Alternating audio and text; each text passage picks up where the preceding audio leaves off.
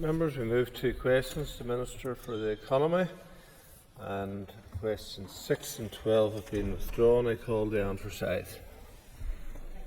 Your question 1, please. Minister.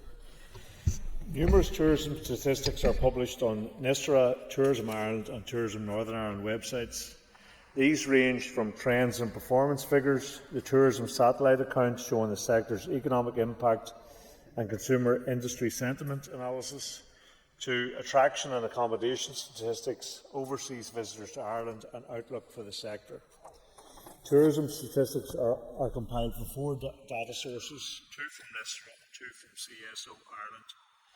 Following previous user consultation, it was agreed that statistics for the North should only be published when data from all 4 sources was available.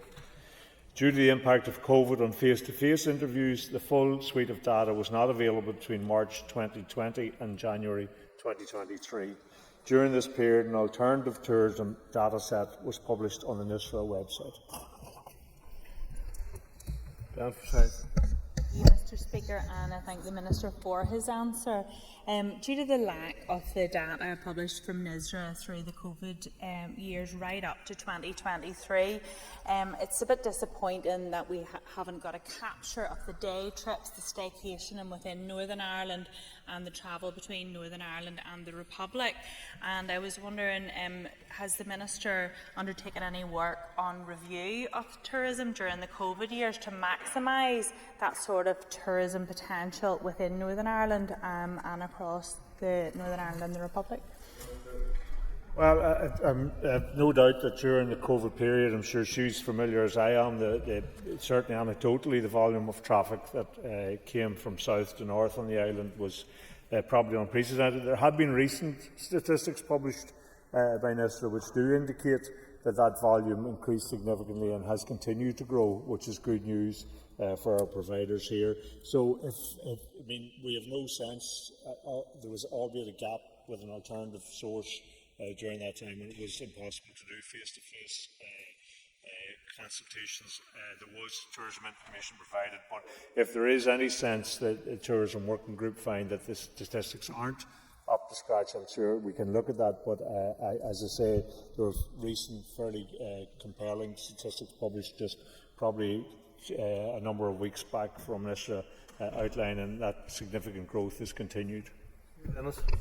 And can I ask the Minister, what is the Department doing to assess and address the risks posed to the tourism industry by the British Government's electronic travel authorisation scheme? Minister.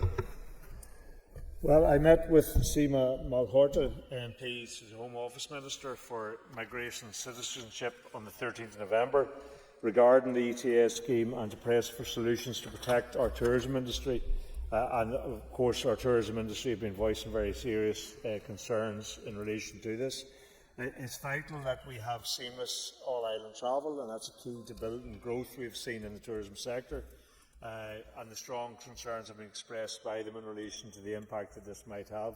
So I reiterated those concerns to Minister Malhotra and outlined that this is an issue where I believe solutions are needed to protect our tourism, travel and hospitality sector here in the north. Especially these businesses are facing a range of challenges such as rising energy and staff costs, including additional challenges from the recent budget in London. I'll be providing Minister Malhotra with more information on her concerns and the expected economic impacts, including the issues for tour operators on our visitor attractions. Justin McDonough. Thank the Minister for his answers thus far.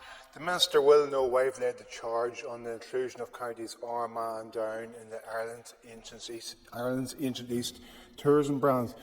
Does the Minister agree with me that the growth of the tourism industry could be turbocharged in my constituency through the extension of the Fáilte Ireland brands into the north, in particular through the inclusion of Armagh and Down into Ireland's Ancient East tourism brand, and what efforts will the Minister be pursuing with the incoming Irish Government to ensure that vision becomes a reality?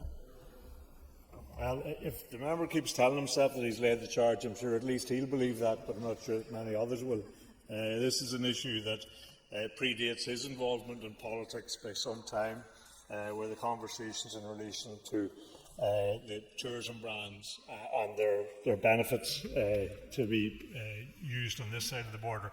And of course, that conversation has been going very strongly with the Department of the South since I came into office.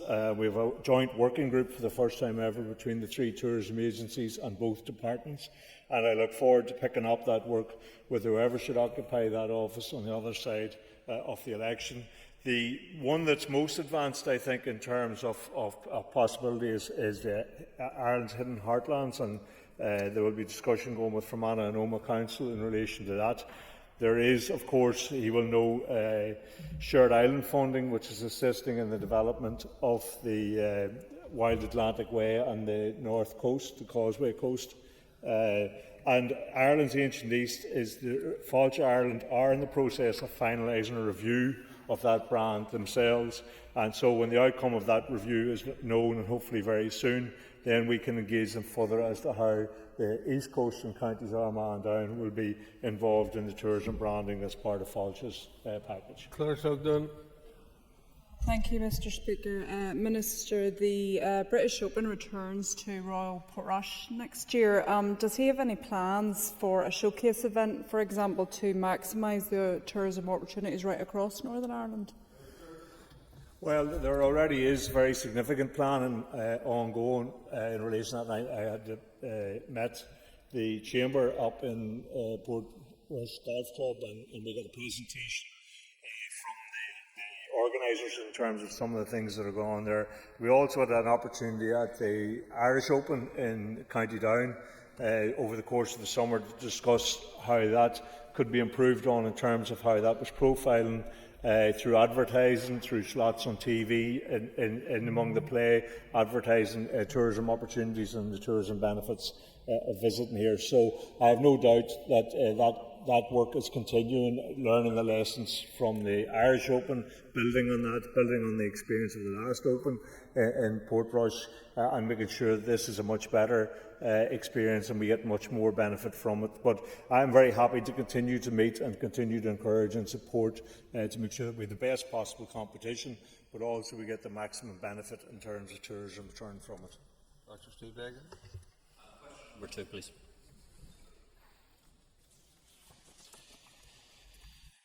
Electricity interconnectors are an important tool in delivering the energy strategy and the Climate Change Act targets. They act to improve security of electricity supplies and allow us to export and import electricity when our system requires it. The Kilroot Scotland project will also require a licence approval from the utility regulator for the proportion of the interconnector here. However, my department has no role in the utility regulator or Ofgem's approval process and must remain impartial. The utility regulator's decision is expected this year.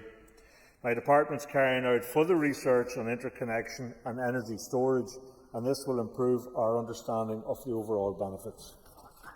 I thank the Minister, and may I thank the Minister for his remarks. The Minister will be aware that there is a new interconnector that has been given approval by Ofgem. And the importance of that interconnector is to the whole island energy market, energy system. However, there are real concerns are being expressed about whether that's going to be delivered in time because of the length of time it's taking for your department to get out its energy strategy. Is there anything that the department could do to speed this process up so we don't lose this great opportunity for improving energy security and supply, not just to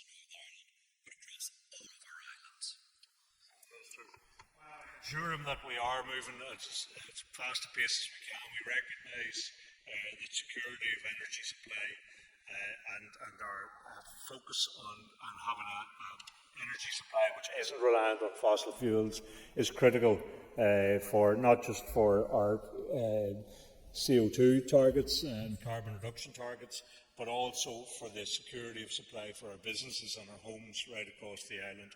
And so we are working at pace to make sure that all that we need to do in the department and working with other departments as well, and there's a lot of cross-departmental collaboration on this, is in place as effectively as soon as it can be in order to assist this process. So we will continue, and if I'm aware of any hold-ups in the department in relation to that. I'm very happy to address those and to look into them, but I can assure him that our intent on all of these issues is to move with all haste that we can, because we know if we're going to meet the targets that we've set ourselves, if we're going to provide that security of supply and security of cost, then we need to move at pace right across all of these areas. Donnelly.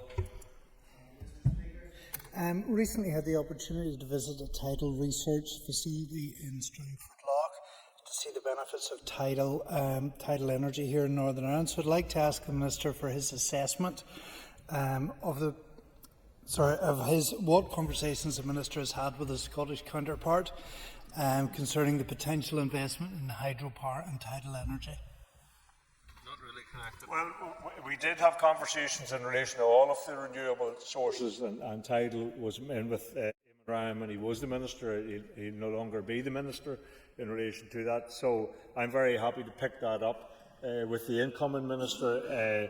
To see, I have to say, in the areas that we've been prioritising, tidal hasn't featured that strongly in relation to them. So we want to ensure things like wind, biomethane, geothermal, hydrogen, that we're pushing as fast as we can across all those areas. But renewables aren't going to come from one single source, so we have to examine all opportunities for them. And I'm content to go back to officials and see where the assessment is in relation to the tidal programme. But we have, as I say, been putting significant effort into those other sources. Mr. Speaker, Minister, since the Northern Ireland market has become integrated with that of the Republic, many hard-pressed homeowners and businesses in Northern Ireland have seen a divergence from the lower power prices in the rest of the United Kingdom and a trend towards the higher prices in the Republic. Does the Minister believe that this project has the potential to undo some of that damage and deliver future savings for homeowners in Northern Ireland? Well, interconnection, wherever it comes from, and of course there's a north-south interconnection and another one in the planning system, gives you more security of supply and also gives more opportunity for competitive prices. So that can come from any direction. Ultimately, if we want to get to security of supply and security of prices and certainty in relation to prices for our businesses and their industries, but also for our households, then that will be through renewables provided on this island. That's the most, the fastest way we can get to that level of security and that level of certainty in terms of supply. So anything which contributes to that, I think, is a good thing. Speaker. Minister, North Channel Wind has been developing a very significant offshore project. Recently there has been a pause put on it through the consultation as MOD has asked for it to be stopped because of submarine activity. Can you outline what you're doing to unleash this major project, because we are really struggling to meet our renewable targets? Well, the MOD consultation response came in very late in the process. There was some, I think, perhaps in the region of 9 months when there was no issue raised by them, and then when the project was about to move on, they suddenly came in with objections. I have raised that in Whitehall with British government ministers and asked them to expedite this matter with the MOD to make sure that they don't become a barrier to what is very necessary in terms of our offshore renewables. But as I say, it came very late in the day. We have raised it over in London, and we have asked for an explanation in relation to that and for this matter to be expedited and resolved quickly. Mr. Speaker. Minister.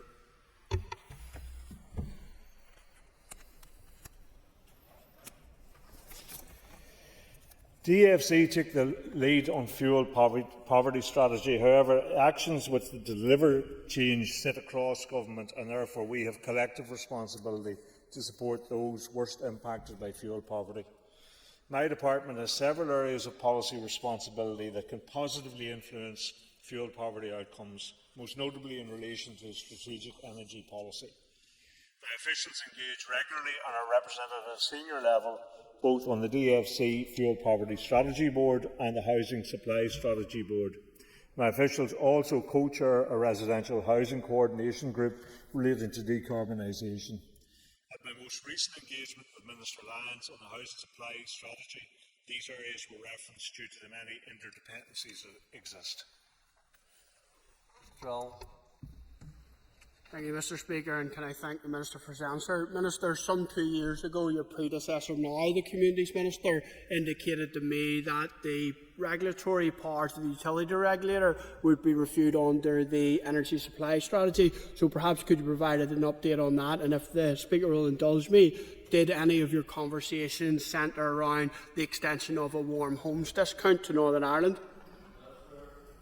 Yes, I think, well, to answer the second question first, of course, we will look at that. There is a significant project being brought forward by the new incoming British government in relation to warm homes, and we will see whether I had correspondence recently and wrote back to the Minister responsible for that just to see where inner synergies could be met there. In relation to the utility regulator, I'm not aware that that commitment was given, but I'm very happy to go back and check with the department, and we'll respond in writing to the member. Kelly Armstrong. Thank you, Mr. Speaker, and thank you, Minister. Minister, you mentioned the decarbonisation of homes, and it will go a long way to decarbonising Northern Ireland. What actions have you taken with the Minister for Communities to ensure that the fossil fuel moving houses away from fossil fuel dependency is being taken? As I said, we sit on the same. We have senior officials on that on this fuel poverty strategy, but also on the housing supply strategy board as well. And of course, we are encouraging that move away from fossil fuels. That's not just. I think makes good economic sense, but it's actually that's going to be a key part of our targets in order to reduce carbon emissions. So we will continue to engage. I had a meeting with Minister Lyons on the housing supply strategy where all these issues were raised, and we will continue to provide support as we have been doing through officials to make sure that the housing strategy reflects the need to move to renewable energies. Philip McGuigan. Minister, and obviously fuel poverty, one of the contributing factors is energy prices. Can I ask what the FE is doing to reduce energy costs? Minister. Well, my department, alongside the utility regulator and the Consumer Council, continue to work closely to ensure energy is affordable for all customers. We meet with the price-controlled energy suppliers for natural gas and electricity to review tariffs on a quarterly basis. And this is part of the utility regulatory processes to ensure that what consumers pay reflects the cost of providing natural gas and electricity.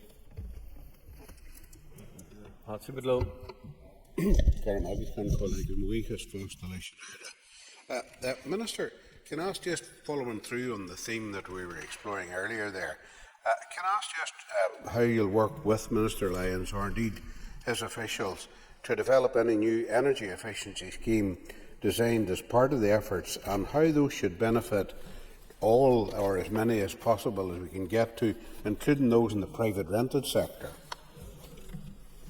Well, as I said, we sit on a number of bodies jointly with DFC from our energy team in the department, so we give advice in relation to that. The energy strategy will also obviously inform the housing strategy from DFC.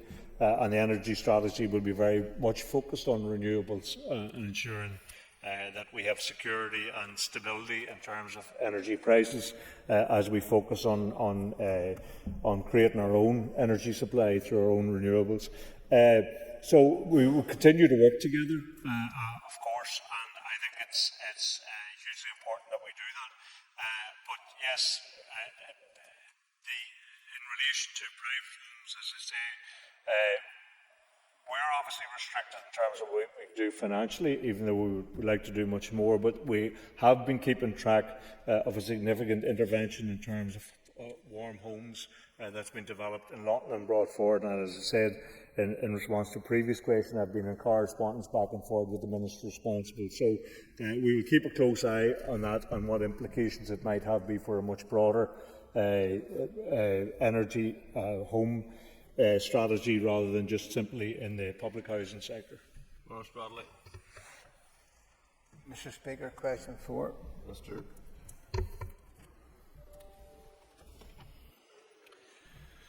Invest NI holds 126 acres of land across 4 business parks in East Derry constituency, with 2 sites located in Coleraine and 2 in Limavady. A total of 57 acres of this land remains available to support new investment, with the remainder having been sold and developed in support of business investment. Thank you, Mr. Speaker, and I thank the Minister for his answer. Minister, given your own sub-regional economic plan and recommendations to send £45 million dedicated to kick-starting the economy in that area, what engagement have your department had with Invest NI to explore the use of that land across East London Derry, in particular, and Causeway Coast and Glens? Minister. I think the energy, sorry, I'm back on the last question.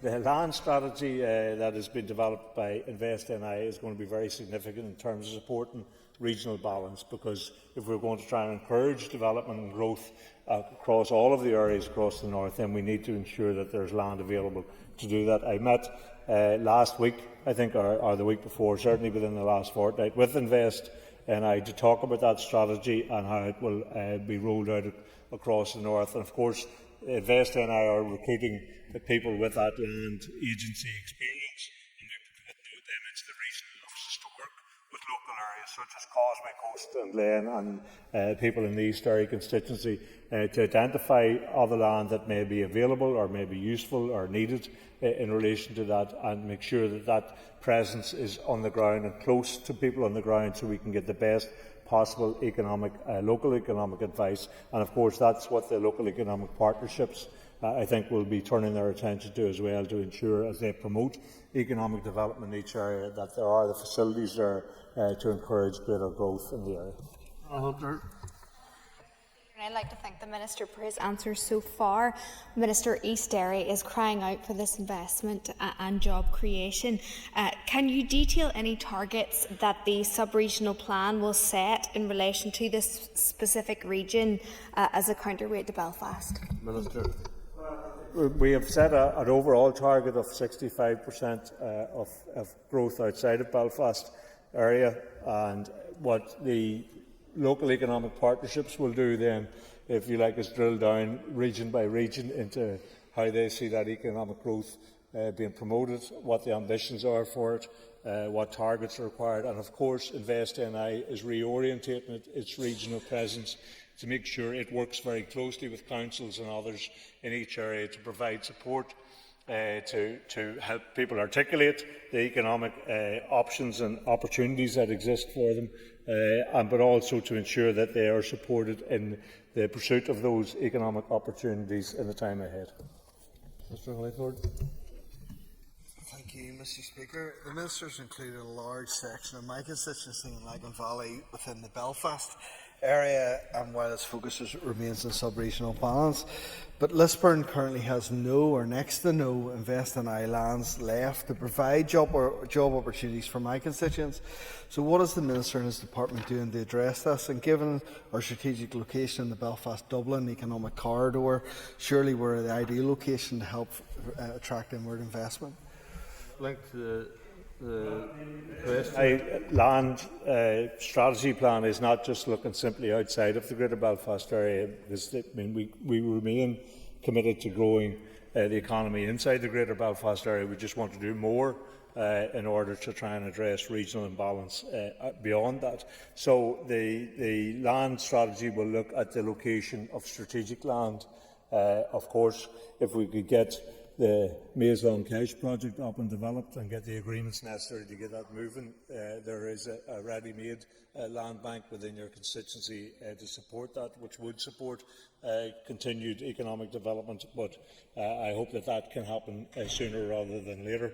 But I'm very happy to engage with a member or have Invest's land team engage with him if there are issues in relation to land that he particularly wants to raise with them. Peter Martin. Question number 5, Mr. Speaker.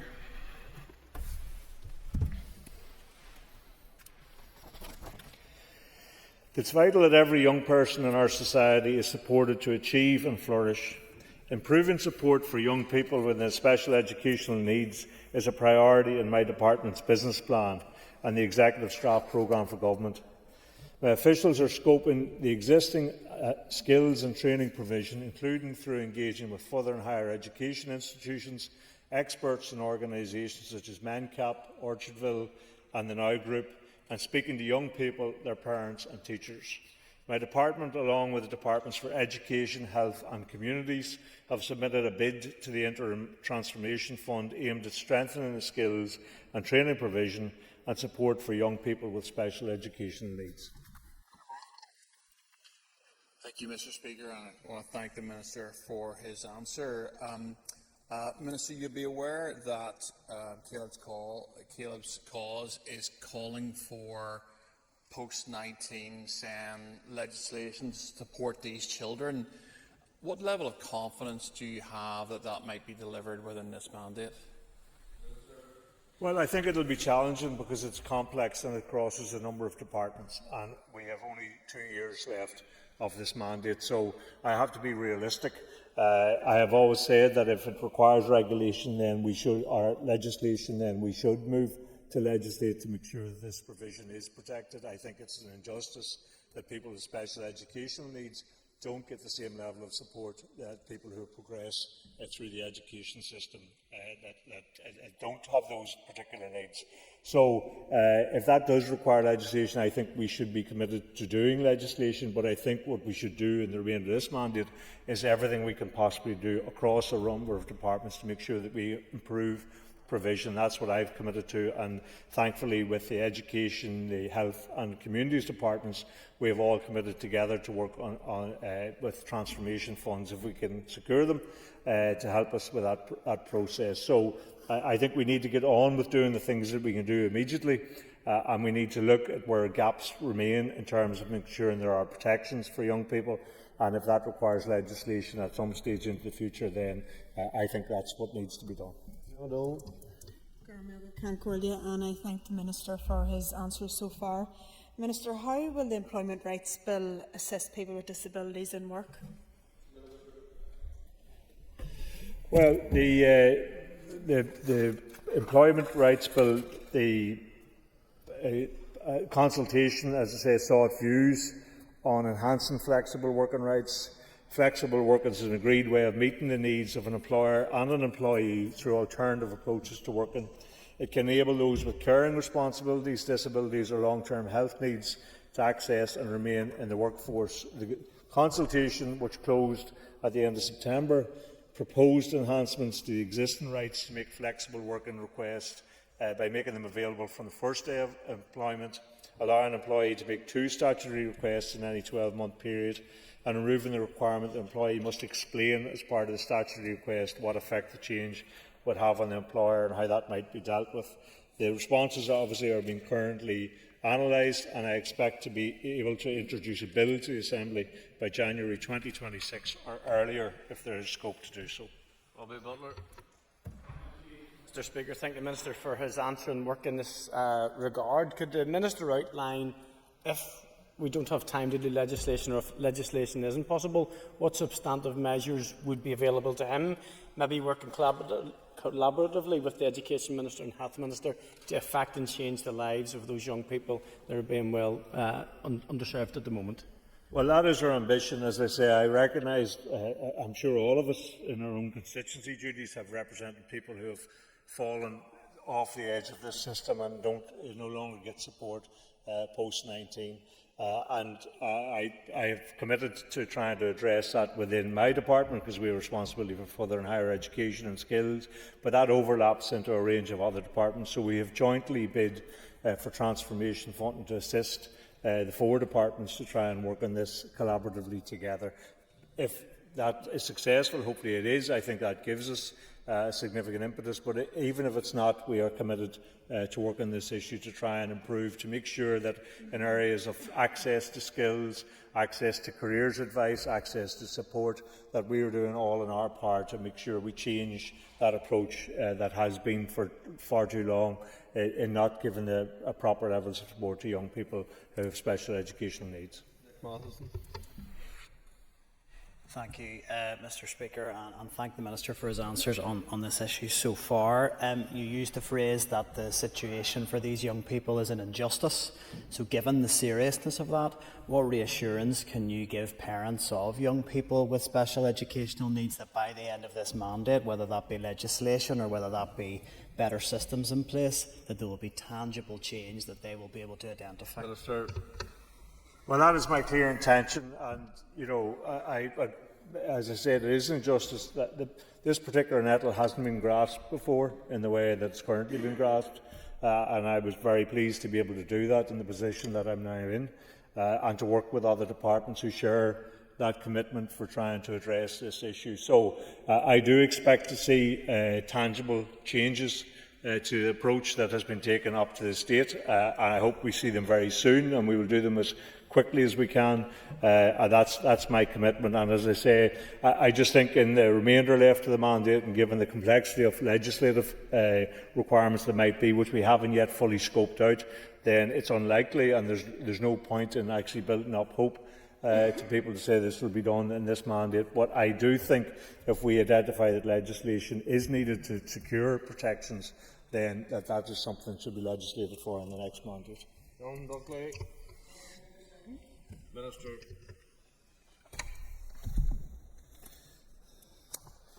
Cancora, with your permission, I'll take questions 7 and 8 together. The budget contained a range of announcements that affect local businesses in a variety of ways, depending on the characteristics of each individual business, including its size, location, which sector it operates in, and how it chooses to manage the new arrangements. The rise in wages for our lowest paid workers is to be welcomed, but it has not been offset by a reduction in other costs. Indeed, it has been introduced in parallel with increasing employer national insurance contributions, which will put many businesses under more strain given the rising cost of doing businesses. There are measures in the autumn statement that present opportunities for local business, for example, unpausing of the growth deals, supporting key sectors such as life and health sciences, creative industries and aerospace, as well as key elements of the economic plan such as innovation and R&D and decarbonisation. But there are also very challenging elements of that, and it will take time to understand and engage with businesses to see the full impact of that budget on them. Mr. Buckley.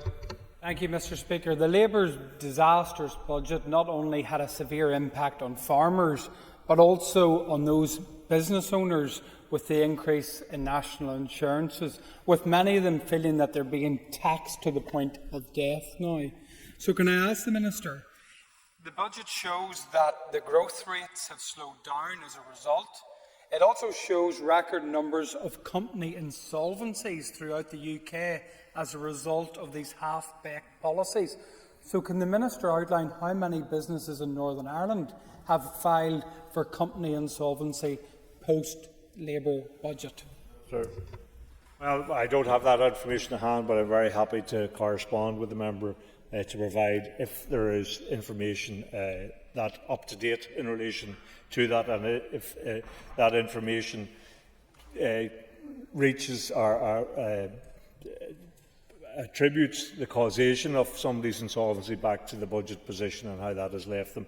I have to say I do support the idea of giving poorly paid workers more wages, but I think the government should have offset that by taking actions in relation to cost of living and cost of energy measures which are impacting on businesses as well. But I am happy to see if there are figures which the member has mentioned, and I will provide them if they are available. Gurmailga Can Collier, and as the Minister will already know, I come from a constituency that relies heavily on the hospitality sector. Can the Minister outline the impact of the British Government's budget on the hospitality sector? Minister. Well, as I said, the full impact will take time to become clear, but and I have acknowledged the benefits to workers from increases in national minimum and living wages, but there are challenges, in particular in relation to cost of energy, where particular concerns are raised by the hospitality sector in relation to the budget and their ongoing work to engage with executive departments on relevant issues. Myself and my officials will continue to engage with local business stakeholders, including those in the hospitality sector, to understand the full detail of the budgets in the context of my own economic plans. Moving to topical questions, I call Sinead McLaughlin. Minister, were you aware that the utility regulator's decision to allow NI networks to increase the cost of connecting new build development by 123% next year? What impact do you think that will have in the building sector? Well, the utility regulator and anyone else have to make sure that whatever costs they agree can be raised, or whatever position they take in relation to costs, they're done so in a way which is sustainable and has an evidence base to support that. So I look forward to engaging with the utility regulator on a range of these matters. As I said, we want to improve connectivity. We want to improve the ability for renewables to come onto the system, and that's going to be a key function between our department and the utility regulator. So we will continue to engage across all of these issues to make sure that we're satisfied with how things have been done. Both the heads of the Construction Employers Federation and indeed the Northern Ireland Federation of Housing Associations have said consistently and unquestionably that we are currently in a housing crisis. If this rise is not addressed, we are putting a handbrake on the building sector that we so desperately need for our economy. What steps have you taken to ensure that that does not happen, and have you spoken to the Infrastructure Minister about the impact of NI Water is having on the construction industry? Minister. Well, it's very clear from the challenges we have in making sure that projects get moving, the impact of 10 or 12 years of austerity budgets, and particularly that impact in terms of Northern Ireland Water and the work that it needs to do to ensure that land is okay for development and is fit for development. So, of course, the Minister for Infrastructure will continue to bid to get more support to be able to do that work. And I have to say, executive colleagues recognise that that is a very serious handbrake, as you say, in relation to development. So I think it's incumbent on all of us across the executive to try and work collectively to make sure that where development is possible and is sustainable and is good development in the interests of the people who live here, then that we make sure that all obstacles to that are removed as quickly as we can. But some of that requires resource, and that's the biggest challenge that we have. Ryan Harvey. Mr. Speaker, Minister, the sub-regional plan was recently launched by the Department with provision for the creation of new local economic partnerships across council areas. Could I ask the Minister, given that local councils are being requested to administer the LEPs and create action plans, if he intends to provide finance to cover costs associated with their administration to councils? Thank you. Well, we are currently in dialogue with councils and to ensure that these plans are worked through, understood clearly by everybody. Whatever measures are needed to make sure that they can function are there, and that we do so at pace, because we want to see these local economic partnerships up and running by the new financial year. So we will continue to work with councils. We have a very good engagement with them, and of course they know that we have proposed a fund to be provided to support the local economic partnerships as well, and to assist them in the work that we intend them to do.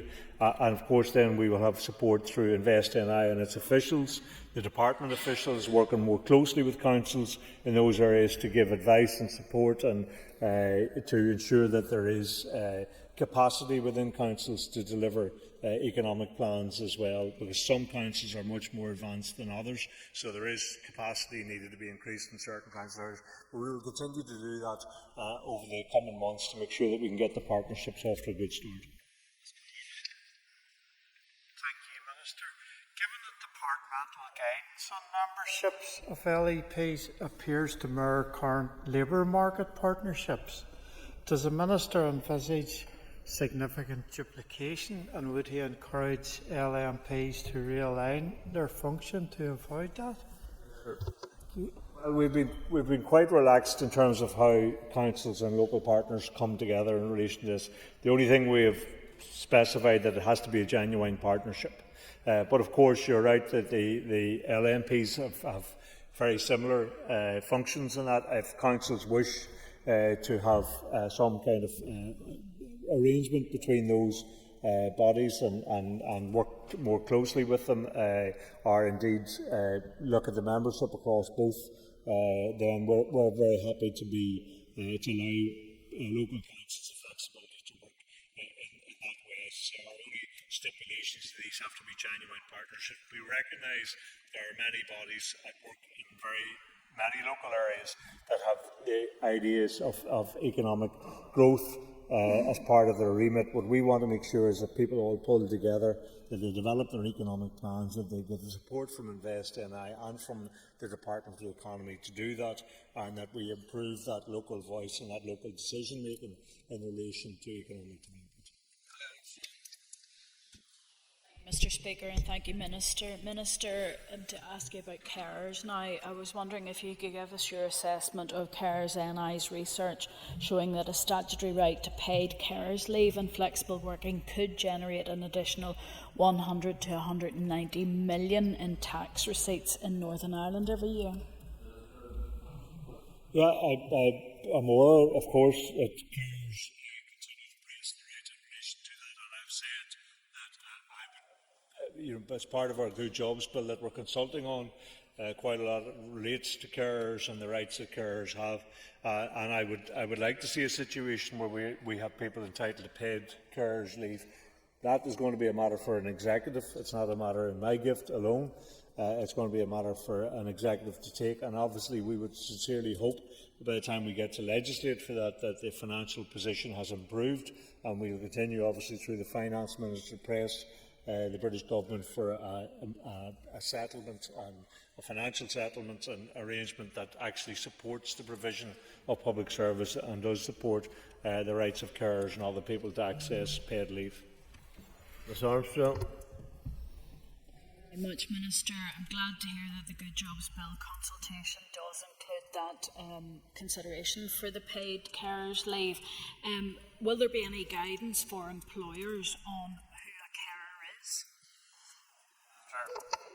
I think if the definition of care is a question, then that we find that is not been fully understood, yes, I'm very happy to ensure that the consultation, I'm sure that is reflected in the consultation responses, and there have been a very significant number of those that are being currently analysed over the course of the autumn. We intend, as I said, to move over the course of next year to drafting legislation. There will be an opportunity again to look at that, and of course then legislation will have its passage through the Assembly, but again there will be an opportunity for scrutiny, amendments and other arguments and debates in relation to that. So there is quite some way to go in relation to this, and we find that there are issues which are not being addressed. There will be opportunities to revisit that in the time ahead. Number one. Speaker, can I ask the Minister what steps he is taking to promote a career and trades for young people? Yes, we're working on careers advice to make sure that we support young people to have all of that advice in relation to trades that they seek. Careers advice has not been consistent or coherent across the entire of the schools network. So we want to ensure that is the case. We want to ensure that we have more apprenticeship opportunities for young people, but of course that all requires resource, and we're struggling to get more done in that area, as much done as we would like to do in relation to that. But we are working with the Department of Education in a joint programme to make sure there's consistent careers advice, and we're working on creating a careers portal so that parents themselves can have access to that advice, and that we ensure that young people have the full range of opportunities offered them. And we also provide for those in work who want to upskill and move on to new opportunities some needs they might be. The Minister for his response. The Minister would, I'm sure, agree with me that there is a scarcity of trades personnel and that therefore a need for young tradespeople becoming into the system. Minister. Yeah, I think we are. In some colleges we're struggling for people who have that teaching capacity, but we are continuing to work at that and to provide more flexibility for the colleges in terms of how they recruit people to try and ensure that we have sufficient trainers for young people, and that we do. There are huge opportunities for young people who get trades and skills, significant opportunities to stay here, to work here, to grow businesses here if that's what they choose to do, but to settle here and rear families here. There are very significant opportunities, and we want to try and encourage as much of that. And if there is occasionally a deficit on the provision side in terms of staff, then we will work closely with the colleges to try and correct that. Stephen Dunn. Mr. Speaker, can the Minister outline how he intends to address poor levels of job creation from inward investment within the Origin North Down Council area? Well, we are content, as I said, to work. We have set targets for outside of the Greater Belfast area, but we continue to want to see growth inside that Greater Belfast area, and we will continue to support economic development there.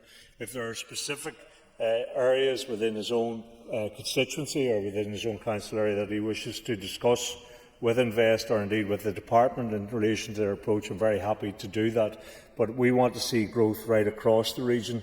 We recognise that in order to address regional imbalance we need to put more effort in to outside of the Greater Belfast area, but that does not mean that we won't be putting effort into the Greater Belfast area itself. Speaker, I thank the Minister for the answer. And figures acquired from your department show that there have been no new jobs created within the Origin North Down Council area from foreign investment since 2020. Does the Minister think this is acceptable, and can he explain to my constituents in North Down why his department's new sub-regional economic plan includes a commitment to move investment outside of the Belfast metropolitan area, which includes my own constituency, despite figures showing it already isn't receiving the benefit of Invest NI's work? Minister. Well, it doesn't include that commitment to move investment outside of Belfast. It includes a commitment to grow more at a higher level outside of Belfast. It's not about moving anything anywhere. It's to try and grow and encourage more growth. And of course, there is, and many headlines have been about foreign direct investment, what jobs it created. I would also like to see businesses who are resident and are indigenous to the North Down area growing, giving them opportunities to grow their businesses, to increase their employment, to attract more people, as well as if foreign direct investment is available. Of course, that's still an important part of our economic prospectus. But we will continue to work with North Down and with Greater Belfast. We will encourage more growth and do more outside of that to try and address regional imbalance issues, as the Executive's programme for government has committed us to do. But that does not mean that we will abandon any area or leave any area behind. Mr. Speaker, Minister, given your role and the role of your department in regard to the economy, can you tell us where Intertrade UK will be based, what its annual budget will be, and what staff complement will support it? Mr. Intertrade UK will be based in Whitehall, is my understanding. It is a creation of the British government, and they will have responsibility for it. So there is no responsibility lies on this side of the Irish Sea in relation to creating it, finding personnel for it, or its staffing costs. It is entirely a creation of the British government, and we locate it in Whitehall. Mr. Gosson. Minister, you previously told me that the budget for Intertrade Ireland had ballooned by more than 1.8 million since the introduction of the protocol, and that 3 additional staff have been taken on. Based on your previous response, when will you become a minister that's in charge of all his department and not one just interested in his all-Ireland agenda? Minister. Well, I agree that we should be given more powers and if he wishes to take more powers from the British Government, I'm very happy to have his support in relation to that. That's been an ambition of ours for some time. But in this instance, Intertrade UK is not within my responsibilities, so my responsibility does involve Intertrade Ireland and encouraging all-Ireland economic growth, which has been growing at a significant rate over the last number of years, and which obviously has the opportunity, given the protocol arrangements, to grow even further on the island, to the benefit of all the people of every constituency who live across the island. But I don't have responsibility for Intertrade UK, but I am very much up for a discussion on this Assembly taking powers back from the British Government and exercising them on behalf of our people.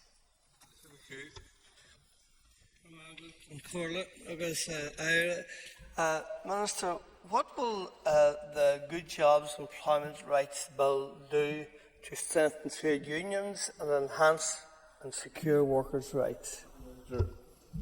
Well, one of the themes, if you like, or four themes in relation to the consultation, one of that is representation and voice, and that's to ensure that that people do have the right to organise in trade unions, that they do have the right to representation, that those rights become enshrined.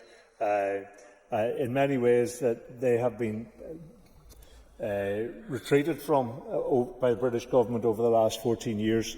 Thankfully, some of that hasn't happened here, so we aren't in as bad a position as they are in Britain. But we want to be sure that employees have the right to representation, have the right to organise themselves, and that we are obviously currently working through the consultation responses, and our intention is to go to draft legislation next year to reflect the outcome of that consultation.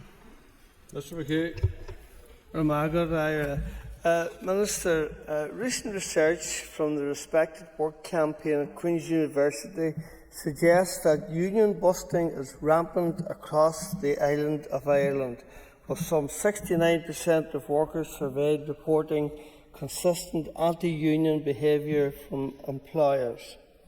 Are you confident that the Good Jobs Employment Right legislation will prevent this type of anti-union activity here in the north and empower workers by securing their rights? Minister. Well, we obviously go through the consultation responses as at this moment. That will in turn be put into draft legislation. There will be an opportunity for the Assembly then to process that legislation, to debate it, to amend it, to put it through committee stage and do all that. So we will ensure, obviously, that we continue to hear from those who wish to provide representation for workers over the course of the passage of the development of the legislation and the passing of the legislation in this House, to make sure that we give the strongest possible voice to workers. Move to questions to the Education Minister. Call Kate Nicholl. Please. Minister. The introduction of an early learning framework covering this age group is being considered as part of the work to develop a draft early learning and childcare strategy. Such a framework would take account of relevant existing guidance within programmes such as Sure Start and the Preschool Education Programme. The Department of Health